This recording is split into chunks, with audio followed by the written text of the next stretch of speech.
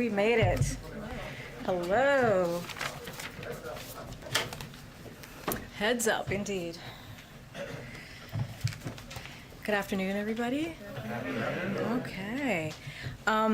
So joining us today is Deputy National Climate Advisor Ali Zaidi, where he helps implement the President's domestic climate agenda, coordinating the all-of-government approach to tackle the climate crisis, creating good-paying union jobs, and advance environmental justice. Ali was formerly at Stanford's Precourt Institute for Energy, where he taught graduate students in STEM on economic and technology policy topics related to climate change. For 8 years, Zaidi served in key roles within the Obama-Biden administration, including as the Associate Director for Natural Resources, Energy, and Science at OMB, as Deputy Director of Energy Policy for the Domestic Policy Council, and as a Senior Director for Cabinet Affairs.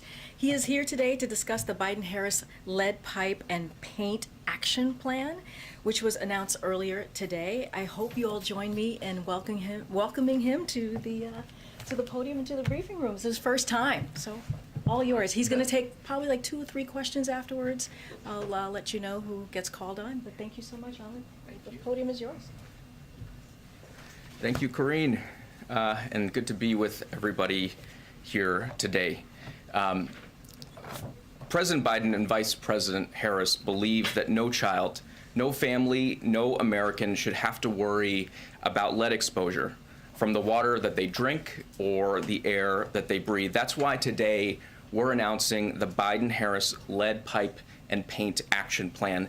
10 agencies stepping forward with 15 bold actions, the nation's largest investment in infrastructure to take on and tackle this public health crisis and this staggering source of environmental injustice. Let's do some of the numbers here. Lead exposure threatens millions of Americans through their water, up to 10 million households and 400,000 schools and child care centers. Through lead paint in nearly 24 million housing units. This is where people live. And we know that these exposures are highly unsafe, especially for our kids. We're not just finding out. We've known this for over 100 years. In fact, Congress passed a law banning new lead pipes in the year I was born. And in the years since, we've let these pipes persist in our communities. And the truth is, they persisted the longest in low-income communities, whether rural or urban, and in communities of color. The good news is this: we know how to get after this challenge and fix this problem, and that's why President Biden and Vice President Harris have made replacing lead pipes a centerpiece of the bipartisan infrastructure law, and why today Vice President Harris stood with child health champions and labor union leaders alike to join together and issue this action plan with a new goal to make rapid progress replacing all lead pipes in this decade, working in close collaboration with our state, local, and tribal partners with a focus on communities that have been underserved and overburdened, and in a way that creates good-paying jobs, jobs welding and fabricating, jobs fitting and installing these upgrades, jobs in infrastructure that can support a family. Today's action plan has 3 pillars. The first is about getting resources into the hands of communities. EPA is announcing that nearly $3 billion from the bipartisan infrastructure law will be deployed next year in 2022 to replace these pipes. And we're going to tap into the American Rescue Plan that the president passed at the beginning of his administration with its $350 billion in state, local, and tribal recovery funds.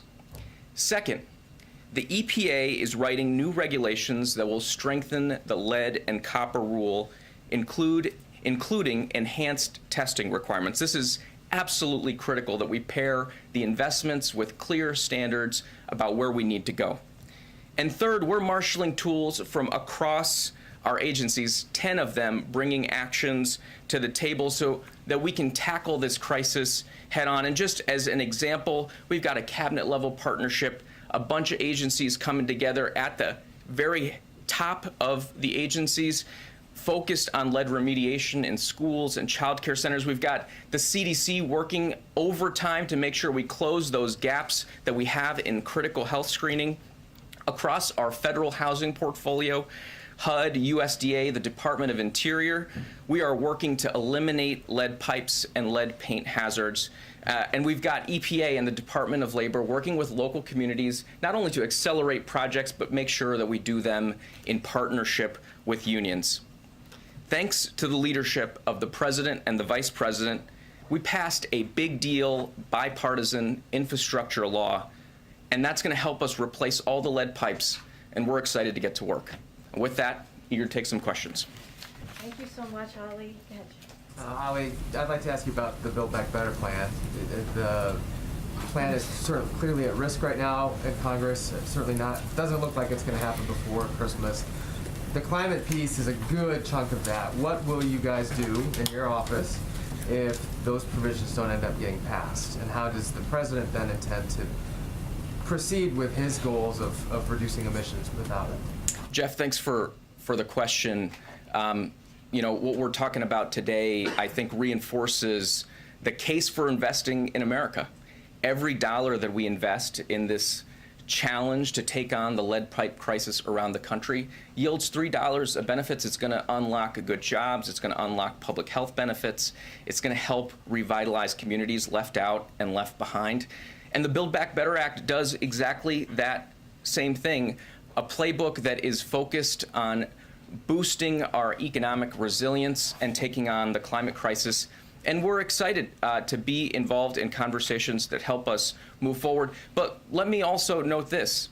From day one in this administration, every single day, the president has been advancing critical climate action. You look at some of the actions we've taken in just the last few months, tackling super pollutants in the form of hydrocarbons, tackling methane emissions, not only here, but bringing around over 100 countries from around the world to take on the same challenge, making sure we're shifting quickly to an electric vehicle future. So we're excited to be continuing to push forward in an ambitious way, in a bold way. And I think today's announcement really brings home the point. If we invest in America, we create good paying jobs, we unlock environmental benefits all at the same time. Well, just to follow up, what are your biggest concerns about things that may be taken out of that bill, if it passes at all, in the climate space? Again, want to focus on what we're doing today because, as I noted, this is action that is long overdue. I think the American people are excited to see us get to work in taking on something that's festered in communities for over 100 years. But we're leaning into every opportunity we've got. The president's been very clear when he sees the climate crisis. He sees the motivation to move with the urgency and pace that's necessary at the scale that's necessary, and he sees jobs. And we're excited to be bringing those jobs into communities, helping sustain families all around the country. Ali, thank you for being here. The president had said he wanted $45 billion to deal with lead pipes and to deal with this issue in the infrastructure bill. Obviously, he got closer to $15 billion. You guys say that's still enough to deal with it 100%. How is that the case if he only got a third of the money you were looking for? Absolutely. Thank you for raising that question. One of the things that's been remarkable, and I think this is the case on lead pipes, I think this is the case on a lot of things. You look at electric vehicles, for example, in just this last year, and it's accelerated since folks got together on the South Lawn in August. We've had the Detroit 3 invest almost $100 billion into the electric vehicle future. The strength of this president's leadership, the certainty and clarity with which he has projected the vision, I think is bringing folks to the table with resources and creativity. And one example of that creativity is the American Rescue Plan, which included $350 billion to support state and local governments. We've got folks in Milwaukee who now have $6 million from that ARP funding that's supporting job training to help replace lead pipes. We've got folks in Duluth, Minnesota, $11 million from that American Rescue Plan going towards lead remediation. I grew up in Erie, Pennsylvania, so I'm particularly excited about the $6.5 million that Governor Wolf helped unlock so that Erie can get after some of the lead gooseneck issues that they've got in the community. So one, we are seeing folks sprinting in this direction right now, right away. The second thing, and this is where the action plan comes in, is we've been working really hard to make sure that we're being inventive and creative in the way we go after this challenge. That means creating regional technical assistance hubs. It means making sure that we're standardizing contracting. We're using the best technology. We're using data tools to help bend the cost curve, because this doesn't have to cost as much as it's always costed. We have been learning along the way, and it's time to harness those learnings to deliver the solutions that the American people are looking for. April? Crunching the numbers a little bit more and drilling down a little bit more, when you talked about different areas, a lot of it's a heavy lift when it comes to piping and infrastructure and going into houses, going into streets. And then you have the paint in homes that's easier to remediate. Over these 10 years, can you give us the numbers, the anticipation of numbers that we're going to see when it comes to the remediation of pipes, lead pipes, as well as paint? Could you give us the stats that you have? Yeah, absolutely. We know today, we estimate that there are 6 to 10 million homes that are impacted by lead service lines, and we need to do everything that we can to move as quickly through that challenge as possible. But we also recognize, and I think it's important to be transparent about this, that a little bit of this is mapping the topography of the mountain as we're starting to climb it. We have to go out there. We have to collect the data. There are communities around the United States where we don't know where the pipes are. So those are estimates. We need to figure that out on the front end. That's why we're investing in the data and the community engagement to figure that out. But the goal is very clear. Within this decade, making sure we're getting after that challenge. And on the lead paint front, that is a place where we need to continue to accelerate and marshal investment. It's something where the Build Back Better plan actually does invest dollars, and we're using the resources we have already available to us. Talked about HUD, USDA, and also the Department of the Interior, which works in Indian country, making sure that we're making those resources available. But as you talk about climbing the mountain, do you still at least have a baseline of what you want to see accomplished over this decade? Yeah, the baseline is this. We've got $15 billion of funding in the bipartisan infrastructure law. We're going to move $3 billion of that next year. We're going to leverage that significantly. We're going to mobilize the resources we're already mobilizing through the American Rescue Plan that are creating jobs right now and improving quality of life and health conditions in communities like Duluth, like Milwaukee, like back home in Erie, Pennsylvania. We're excited about that work. Just real quick, Allie, and thanks for being here. You say $3 billion of the $15 billion will be sent out next year. Do you yet know when precisely, approximately, the first lead pipe will actually be removed from the building and replaced with a new one? We are seeing, Ed, thank you for the question, and I remember you from your federal eye days, so good to see you. It is throwback. It is so important that we start making this progress right away. And you look at, for example, the city of Pittsburgh, which now has a plan to get all the pipes out by 2026. The funds from the American Rescue Plan already mobilized and taking pipes out of the ground, replacing them with a safer alternative. These dollars will accelerate that effort, and I don't think we're skipping a beat here.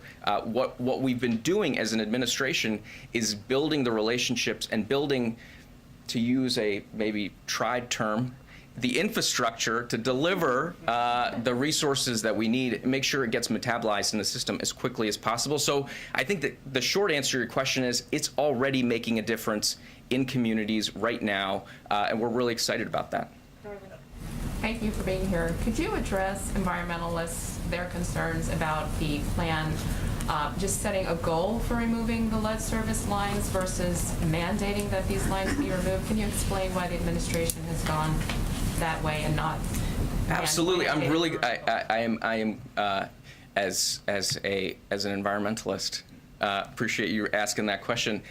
This is a multi-prong approach, and setting the goal is the motivation. And I think the point, hopefully, I've conveyed is simply by setting that goal, President Biden, Vice President Harris have motivated action in communities all around the country already, but that's not enough. And what the EPA is doing is embarking on rulemaking that will create new binding requirements so that we can have the certainty. I mean, you just think about, you put your kid in the car, you don't just buckle them up with a regular seatbelt, you put them in the car seat, you put the seatbelt on. I would say a lot of my friends click 4 or 5 things before they start driving. We're going to invest. We're going to set standards. We're going to bring technical assistance. We're going to be there shoulder to shoulder with folks as they take on this challenge. And the EPA is doing that. And just to speak to the EPA process, on day one, the first day of this administration, the president signed an order reestablishing the scientific integrity of our rulemaking processes. And so that is what's going to dictate the process. But the goals are very clear, and I think you heard them from Michael Regan, our administrator, how vigorously the EPA intends to develop standards, requirements to make sure that we're delivering on the target. Okay, we're going to take 2 more, Phil and Zolan after. I'm going to follow my good friend Jeff's lead and broaden it out a little bit, if you don't mind. Given the scale of the administration's climate ambitions, of which this is very much a good example of, have you guys felt any constraints on the regulatory side by concern over securing one vote in particular in the United States Senate in terms of what you're able to do, how far you're able to go in terms of your agenda on the climate side broadly? You know, one of the things that's been constraining, and I don't think folks write about this enough, is the incredible hollowing out of the U.S. government as we came in. And one of the things that folks at EPA and other regulatory agencies have had to do is build up that strength, that capacity to be able to do the analytical work to underpin regulations. To the point earlier, we've got to make sure that these regulations are grounded in the best science and the best data, the best engineering work. But if you look at our record, I'll just tick through some of the sectors. You look at the industrial sector, we finalized regulations that will take hundreds of million metric tons out of the air in the form of hydrofluorocarbons avoided. You look at the oil and gas sector, we proposed the most sweeping methane action strategy and rules requirements around reducing methane emissions. And we went and we galvanized the rest of the world to come along with us, over 100 countries joining that ambition. You look at the auto sector, which is going through transition. We've been at the table, and this is because of the leadership of the president and the vice president. We've been at the table with the automakers, with the environmentalists, with the engineers, with the scientists, and with our brothers and sisters in the UAW, and we forged historic standards that will reach further than ever before on electric vehicles and on fuel economy. So you just tick through it, sector by sector. We've made tremendous progress. And the regulatory muscle is not the only one that we're leaning on. Just last week, the president signed an executive order. Last week, he signed an executive order setting new goals for procurement, how we use our buying power as the largest purchaser of goods and services in the world, how we use that to accelerate progress in electric vehicles, in clean power, in 24/7 clean power, in the building sector, even in clean materials like clean steel and clean cement. So I don't think there's any shot we're not taking. I think we are excited to be able to lean in and do it in a way that's grounded in the best science, grounded in the best analysis, and that's going to bring folks along, bring along the good-paying jobs that the president talks about every time he talks about the climate crisis. Go ahead, Zolan. Just a follow up on Build Back Better. There's multiple reports that Senator Manchin is objecting to, including drilling bans off the Atlantic and Pacific coast, as well as Gulf of Mexico. How significant of a loss would that be? What is the White House doing to keep those in the bill? And just separately, a ban on drilling in ANWR is still in the package. What is the White House doing to ensure that that stays in the package?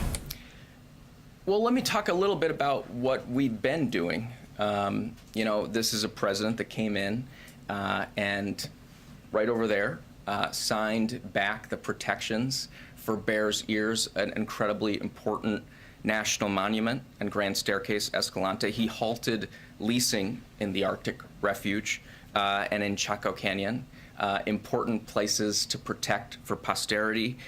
He set the first ever national conservation goal. And is galvanizing folks across sectors, across states and local governments in tackling the climate crisis in a way that recognizes it's not just what we're doing to nature, it's that nature can be our partner in taking on the challenges that we face. And look, we've had incredibly productive dialogues in the context of this bill and others on how we take on the climate crisis in a way that marshals the power of nature-based solutions. And the bipartisan infrastructure law, by the way, hopefully I get to come back for the $21 billion we're going to spend to remediate the places we fouled and that can now become hubs of economic activity and hubs of climate solutions based in nature. That was in the bipartisan infrastructure law and brought together Democrats and Republicans in both chambers of the House and passed something historic. So we're excited about that work and we're moving forward. But it does seem like the drilling bans are now not in Build Back Better. So, I mean, how significant of a loss would that be? And can you still achieve your climate goals if that is left out? So I think I'm going to let Karine go into the minutia of the negotiations. But let me just say, because I think it's come up a few times, Jeff started it, so he gets tagged with it. We've got an incredible crisis that we're taking on in the form of climate change. The president set an incredibly ambitious national target, 50 to 52% emissions reductions by 2030. He did that in April. And we have done everything we can to pursue the multiple pathways that are available to us in every sector. There's no silver bullet when it comes to the climate crisis, but there is a thing as being too late. There's a thing as not being ambitious enough, and we're trying to make sure that we are as ambitious as we can be, leaning into every opportunity we've got in front of us. And I think today is a great example of recognizing the intersections of these policy areas, recognizing the opportunity that's embedded in the crises that are in front of our communities, and being, as I think a president and vice president model for all of us, happy, excited warriors chasing after the prize here, which is to be partners to the American people, and oftentimes folks who have been left behind and looked over. So we're grateful to be part of that work. Awesome. Thank you so much, Holly. Thank you. He has to go. He has to go. Thank you. There are rural people who don't believe that with the Thank you, Ollie. able to change lead pipes in rural areas. Lean into the possibilities. Love that. Okay. Thanks for helping. Okay, I have a couple things for everybody at the top, but first I want to welcome the members of our Domestic Policy Council who are here. I'm continuing a tradition that Jen started earlier this week in welcoming some staff members here, and also the climate team. They do amazing work, and we couldn't be here without all of the policy, wonkiness that you guys do. So thank you so much and welcome. Okay, a few things at the top. I think there's a chart. We know we love charts here. Today we received further evidence that our jobs recovery is one of the strongest ever. The average number of Americans filing for unemployment over the last 4 weeks is now at its lowest level since 1959. As you see, 69, giving ourselves 10 extra years, but I meant 69 here. We've added nearly 6 million jobs this year, the most any first-year president in history, and the number of people receiving unemployment benefits has dropped from 18 million to 2 million since President Biden took office. Thanks to the American Rescue Plan and our successful vaccination program, Americans are back at work at a record-setting pace. And families have more money in their pockets. Americans on average have about $100 more in their pockets each month than they did last year after accounting for inflation. But even as we built an historic jobs and economic recovery, we have dealt with rising prices and supply chain challenges because of the pandemic, along with every other developed economy. Fighting that inflation and lowering costs for the middle class is the president's top priority. While other countries face similar challenges, America, uniquely in the world, is racing ahead with more jobs, more growth, more new small businesses, applications, and more opportunities, allowing us to tackle rising prices from a strength of position.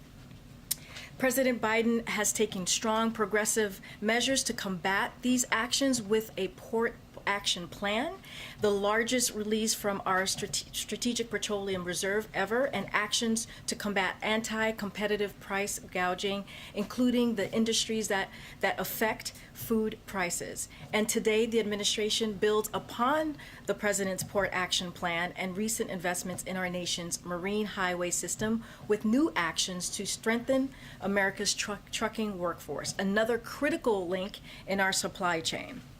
So over 70% of American goods are shipped by truck, and in most communities, trucks are the only form of delivery. The Truck Action Plan will cut red tape, make it easier for people to get commercial licenses, expanding trucking apprenticeship, and launch outreach efforts to recruit new drivers, including by reaching out to veterans who already have the skills and experience to fill these jobs. This is the largest action the administration is taking to address supply chain blockages with the goal of reducing prices. So this is a big day for the administration. Lead pipes and taking on the supply chain with the trucking, our truck announcement. Yesterday, the Department of Education released new data showing that 99% of students are enrolled in full-time in-person learning this school year. The data shows that not only did schools open their doors to offer full-time in-person learning this year, but that nearly all students and parents actually chose to come back as well. This is very good news and in alignment with one of the president's top priorities. It's why he pushed so hard to pass the American Rescue Plan, which is giving schools funding to continue implementing mitigation measures, as well as help get students back on track. This week, Secretary Cardona also visited Baton Rouge and highlighted how American Rescue Plan funds can be used for tutoring, hiring additional educators, and putting in place other supports to help students recover and accelerate their learning. And last but not least, today, Deputy National Security Advisor for Cyber Ann Neuberger and National Cyber Director Chris Inglis put out a letter to directly communicate with CEOs and business leaders around the country about the specific steps they can initiate now to reduce the risk for their organizations during this time of heightened risk and into the new year. Some examples of these steps include changing passwords and mandate multi-factor authentication, backing up your data, and ensuring you have an incident response plan in place. There's not a specific threat we are tracking, but historically, we have seen breaches around national holidays because criminals know that security operations centers are often short-staffed, delaying the discovery of intrusions. And with that, I give it to you. Go ahead. Thanks, Karine. Is there any comment on the release of the U.S. missionaries who were held in Haiti? Was the U.S. government involved in getting them sprung? So we welcome reports that they are free and getting the care that they need after their ordeal, clearly. We are thankful for the FBI, the State Department, and Haitian law enforcement officials who have been working tirelessly to get these missionaries safely home. As Jake Sullivan said when this ordeal began, the president received daily updates on this issue, The U.S. government has been working tirelessly over the past 2 months to get them released and get them the medical care and support they need after an ordeal like this. Protecting the welfare of Americans overseas and freeing Americans held against their will is a top Biden administration priority. For any specifics on the details of this, I would refer you to the Department of State. And then today, the president had a conversation with several senators about voting rights. Can you, talk a little bit about that, the senators that he was talking to, and how did that conversation come together in the first place? Was it initiated by the White House or the senators? So today, the president, as you just mentioned, Darlene, and the vice president met virtually with Democratic senators to discuss voting rights. The senators provided an update on their progress, and the president and the vice president reaffirmed the importance of acting to ensure that every American can vote and have that vote be counted. The members they spoke with include Senators Schumer, Kaine, King, Klobuchar, Manchin, Merkley, Tester, and Warnock. The president has been getting regular updates on this from his team, who all of us have made voting rights a priority. And then one last one. Yesterday, he was asked a question in Kentucky, and he said that if we can get congressional voting rights done, we should do it. If we can't, we've got to keep going. There's nothing domestically more important than voting rights. It's the single biggest issue. Was he speaking generally about voting rights in the sense that if we can get it done, we should do it? Or was he trying to say that Build Back Better should now take a back seat and voting rights, the Senate should? That's a jump. Well, it would be. That's a joke. So let me just lay a couple of things out for you. The president has made clear that the systematic effort to deny people the right to vote in this country is just plainly wrong, unconstitutional, and goes against the very foundation that our democracy was built on. The president believes the right to vote is the cornerstone of our democracy and has repeatedly urged Congress to act to protect the right to vote and access to voting. He has addressed this issue in front of Congress. He has addressed this issue privately with members of Congress and senators, as I just read out, and of both parties he's done this. He has addressed this issue with civil rights leaders at the White House. And so, protecting the cornerstone of our democracy should not be a partisan issue, but sadly, what we're seeing is that this has been the case. So in the past, voting right has been a bipartisan issue. So my question to Republicans are, how has this changed? Why has that changed? So as the president said yesterday, to your point, there's nothing more urgent than passing voting rights and getting that done. Anyone who knows this president has followed his career on voting rights and knows belief is core to who he is, and will continue to work with Congress to get this done, and he's going to continue to focus on it, and so will his team. Follow on that. Thank you. Earlier this week, the White House described talks between the president and Senator Manchin as constructive and productive, but sources on the Hill say that these talks have actually been going, very poorly, and it does now appear that Build Back Better doesn't have a path forward this year. So I'm wondering, how now would you describe the conversations between the two, and what, again, were those areas of productivity earlier this week? So, as you all know, we don't go into specifics. We have a policy of not talking about private conversations, and even Manchin said that himself. Person-to-person conversations should be kept private. So the president discussions with lawmakers outside of readouts that we have, usually we keep that promise. So I don't have any more details to offer beyond what we've said this week. The president is determined to get this done as soon as possible. We're talking about cutting costs for American families. We're talking about child care, elder care. We're talking about prescription drugs, lowering the cost of prescription drugs, which is so critical and important to American families and just to Americans across the country, and also universal pre-K. All these things are critical, and that's what the president is going to continue to focus on. And I'm hoping you can clear something up here when it comes to the question of 2024. The vice president did an interview with the Wall Street Journal, and she was asked if she assumed that Biden would run again. And she didn't say yes. She just said that the two of them hadn't talked about it. Of course, you all and the president himself has said that he does plan to seek re-election. So what's the disconnect here? Why? Oh, I mean, I can't speak to a conversation that the vice president and the president has. I could only say and reiterate what Jen has said and what the president has said himself, that he is planning to run for re-election in 2024. I don't have any more to add to But that. just to be clear, when the president says he plans to run again, he means with Harris on the ticket? Yes, he does. There's no change, yes, yes. Go ahead. Karine, can you give us a sense of where the White House sees Build Back Better right now? Do you expect to get any more progress before the end of this year, or is it likely now, from your perspective as well, to be done in 2022? As you know, we love process questions here. Let's see. Glad to provide. So, look, there are a number of conversations happening behind the scenes, and I'm just not going to get. I'm not in a position to give you an update or to get ahead of what the process is going to be here today. What I can reiterate how important getting Build Back Better done. This is a priority for the president to lower cost again for Americans, as I just listed out: child care, elder care, prescription drugs, universal pre-K. All of these things are highly critical to American families, and that's what they want us to see us do, is to deliver, and that's going to be our focus. And then one more on COVID. The variant is raging, deaths and cases are up in this country and worldwide. The president unveiled his winter plan a few weeks ago.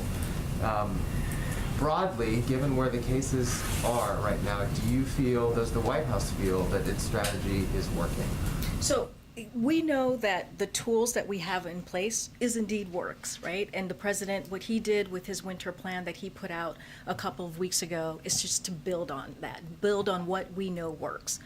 So our commitment, just to lay out a little bit here, is to sharing information transparently and as expeditiously as we can. We also want to make the most important thing clear, and we must all, in this moment of the pandemic, we both know and have the tools, as I just mentioned, we need to protect us, different than any other points of this pandemic. If you think about where we were a year ago, we had less than 1% of the population that was fully vaccinated. Now we have 71% of the American public that's fully vaccinated. So we are in a different place than we were before, and that's because what we know is working, what the tools that we have, we know are working. So the most important and encouraging news we have is that vaccines in particular, boosters, we know protect us.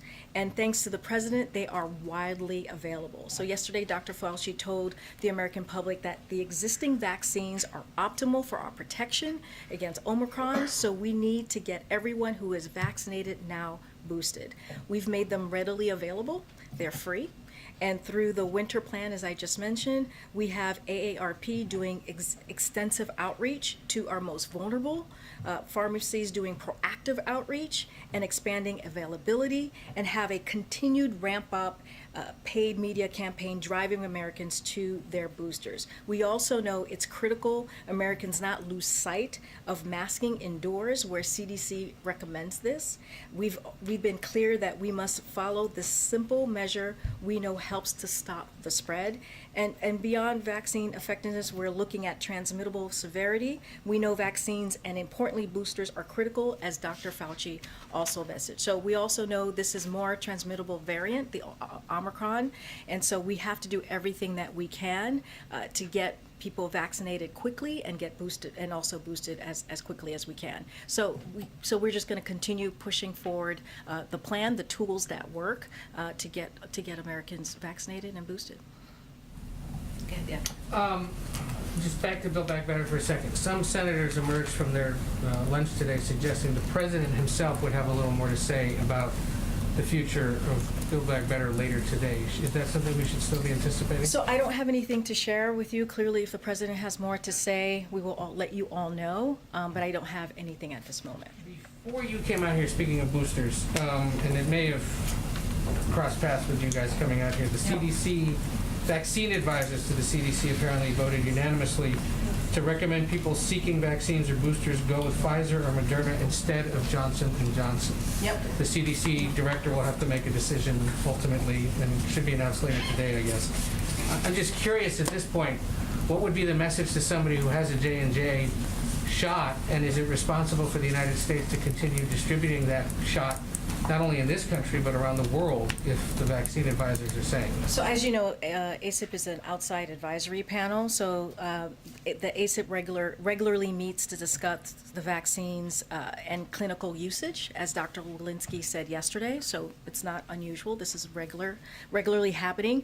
Whatever decision they come to will go then to Dr. Walensky, and we will follow her guidance once we get that. But what we know right now and can focus on is that the importance of getting vaccinated and boosted, as I just laid out, we have 3 effective vaccines available to people widely around the country, and right now what we know, it is critical to get vaccinated and boosted to protect yourself from Omicron. So that's what we know at this moment, is that we have 3 that are effective. If she were to come back and say, and this is a hypothetical, I want to stress that. and Yes, I know we it is a love hypotheticals in this room. We do not like Do we hypotheticals know- in this room. Do we know whether she could say we shouldn't be giving out J&J anymore, and how quickly it could be removed from the market? I can't get ahead of what Dr. Walensky is going to say. We follow the science. We listen to the public health experts. That's our motto here, the North Star, if you will. And I'm going to leave it to Dr. Walensky. Yeah. Just want to circle back to Russia. Have there been any updates in terms of, I know there was obviously a U.S. official in Moscow, where things stand on the talks, any announcements about future talks maybe coming in the days or weeks ahead? Yeah, so we're constantly consulting closely with our European allies and partners to determine the best way to proceed with the security talks that President Biden and President Putin agreed to very recently.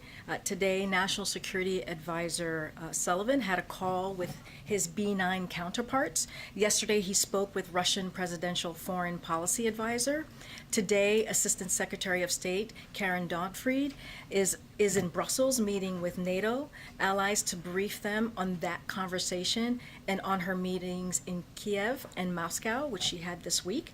Our focus continues to be diplomatic progress and de-escalation. That is the most important thing here. We believe progress is possible on ending the conflict in eastern Ukraine through implementation of the Minsk agreements in support of Normandy format. So that is our focus right now. Okay, and then just one more on, circling back to Build Back Better. Yeah. I know the president's a veteran of these types of things, 36 years in the Senate Vice President. Does he view this as just kind of a step in the process? Is it a setback? What's kind of his perspective on where things stand right now in these talks? Yeah, so I just to step back for a second and look at the big picture of what we've been dealing with here. So this president and the congressional leadership team, working with two of the narrowest majorities possible, has passed several of the most impactful economic legislation in American history. He turned around a failing COVID response and a sputtering economy, and he's taking strong action to address the financial challenges that Americans care about the most. His leadership and bills and those bills now resulted in unprecedented economic recovery that is the envy of the world, historic job growth, the fastest drop in unemployment in history, strengthened supply chains, and boosted competitiveness against China. We delivered because we stayed focused on what the American people care about and did the work. That's exactly what's happening here. Meanwhile, Republicans are actively seeking to hurt the pandemic response, explicitly rooting for inflation to get worse, and so they are blocking what we're trying to do for the American people, which is bringing down the cost and doing the work on behalf of the American people. So of course, any president wants anything to happen sooner, right? He wants us to get this done as soon as possible. He wants to deliver the Build Back Better plan for the American families as soon as possible. But we understand that it's going to take time, and we're going to continue doing the work. Go ahead. Good, Aisha. Another question on Build Back Better. I know that seems to be the theme of today, Yes. but one thing that seems to be a sticking point is for Senator Manchin is the child tax credit. And so I do want to know, is the White House willing to move the expanded child tax credit, the payments that people get each month, is that negotiable? When you say move, meaning? Remove it from Build Back Better. So to let not me- have it as a part of the plan. So first, if a standalone bill. As a standalone Right. bill or, yeah. Okay, so in order to do that, we need the 60 votes in the Senate, and we just don't have that, right? So that is not an option here. But what we're going to continue to do is move forward and have the conversation on Build Back Better, and to get that done. That's one of the reasons the president included it in the child tax credit, included in the Build Back Better bill. Look, the CTC puts money directly into the pockets of families across this country at a time when, unfortunately, the cost of some everyday things have gone up. We'd hope that everyone in this town, regardless of party, would support it. The president was clear when he signed the child tax credit extension into law as part of the American Rescue Plan. He viewed it as a vital tool to fighting child poverty and helping families. So the president believes the child tax credit is highly effective policy and needed now more than ever, and that's why he included it in the Build Back Better plan. So must it remain in the Build Back Better plan? Because there's some talks about it possibly being removed and maybe not being a separate plan if Manchin will not support it. Well, all I can tell you right now is if we pull what we've been hearing, and people have been asking us, how would we support it being in a standalone? And the thing is, the reality is, you need 60 votes in the Senate. We do not have 60 votes in the Senate to do that as a standalone.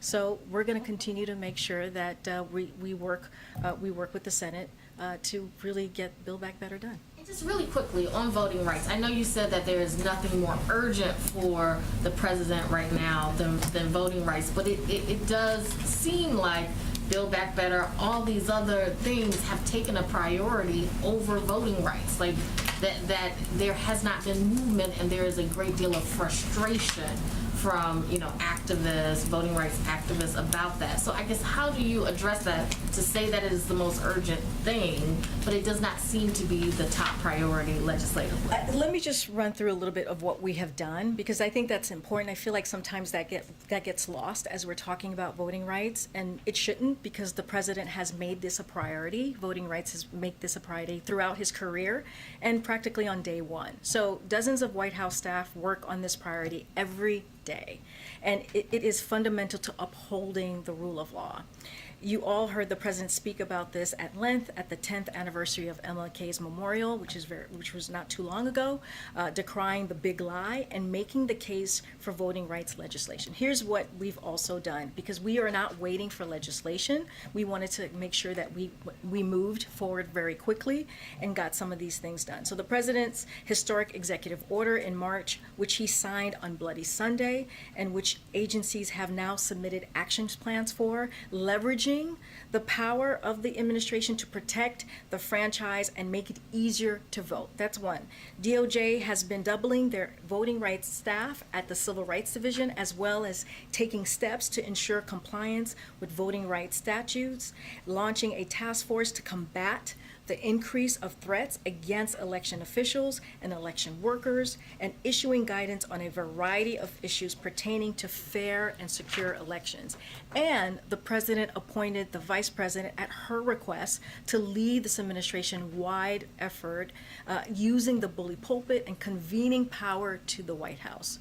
So the president believes the right to vote is critical. It's crucial to the health of our system of government. So that's what we've been doing. So I don't want that to get lost. I'll get to you in a second, April. Thanks, Karine.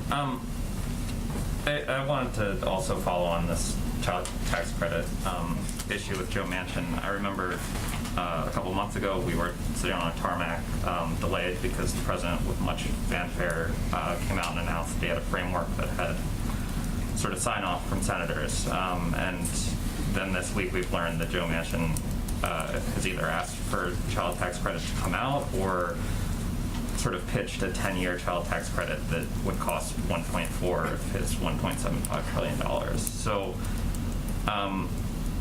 based on that, has Joe Manchin sort of reneged on a commitment that he made to the president when you guys made that announcement, or did you not actually have the announcement in hand before we did the announcement? Look, Justin, as I said, I'm not going to get into private conversations. Certainly not going to lay out what has been negotiated or not negotiated. I'll let Senator Manchin speak for himself on what he wants included or not, and where he sees this. And then on COVID, in response to Jeff, you said that the tools that we have are working, and I take the point that if you're fully vaccinated and boosted, the chance of severe harm from COVID to you, your personal risk is relatively low. But that doesn't describe a majority of Americans, and just in the last 2 weeks, we've seen cases up 40%, deaths up more than a third. And so I'm wondering, in light of that, are you guys still categorically ruling out the possibility that we might see lockdowns this winter, especially considering how boosters have not kind of had the uptick that we would need to see here?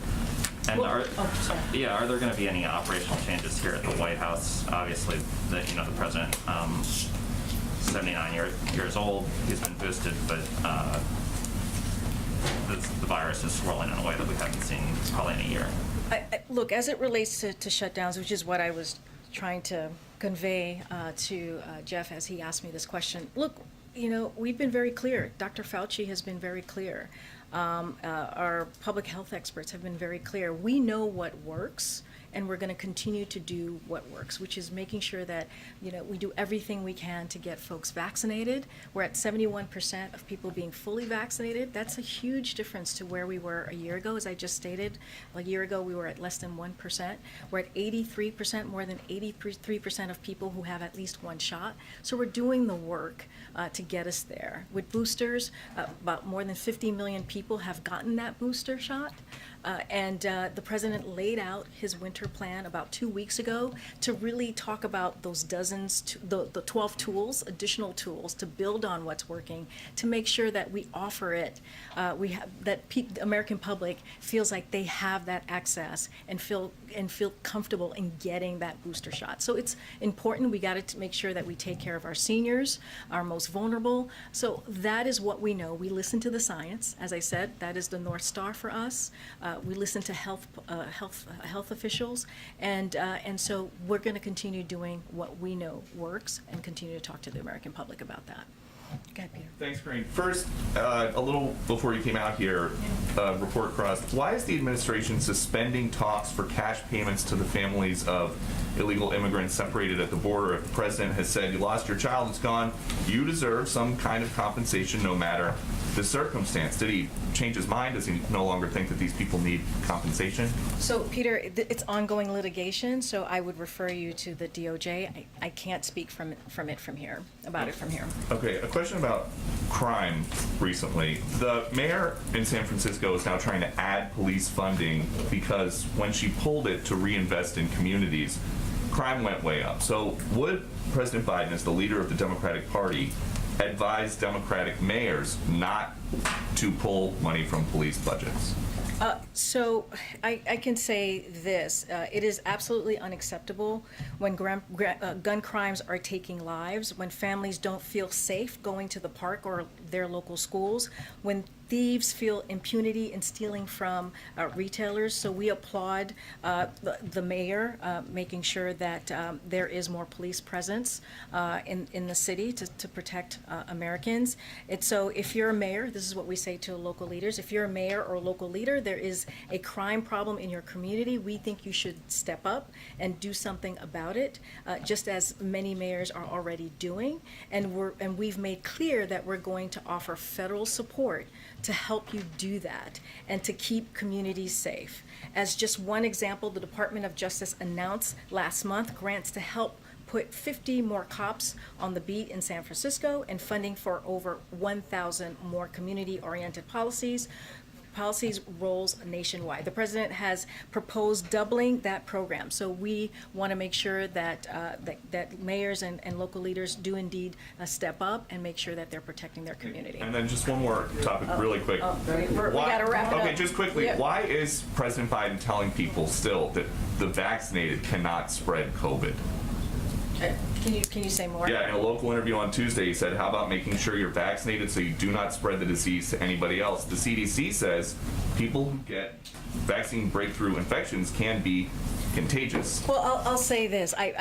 I didn't hear this interview, so I would have to see it in its full context. What I know and what the president believes is that we have to listen to the science, we have to listen to our public health officials, and that's what the president believes. Thank you. Commencement address?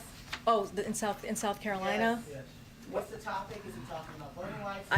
I will have more to share with you on that later, but we know we have to go. And if you want, you can come and see me in the back, and I can get you more information. Thanks, everybody. Thank you. Thanks, everybody.